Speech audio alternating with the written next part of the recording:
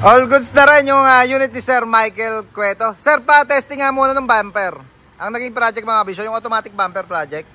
At nagpa-additional lang siya ng shadow sa harapan. Pataas, sir. Toggle taas. Yan.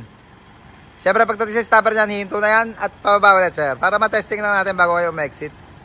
Original na pang N-series yung bumper niya mga bisyo. Kaya in-automatic na lang. At nabanggit nyo nga din na yung shadow. Nagpa-add si Sir Michael para terno dun sa likod. Yan. Meron na kasi yung likod niya. Para nakulangan siya dun sa harapan. Mga clearance light at ang corona niyan, yari na rin sa baluarte natin. All goods na yun ni Sir Michael. Ang ganda.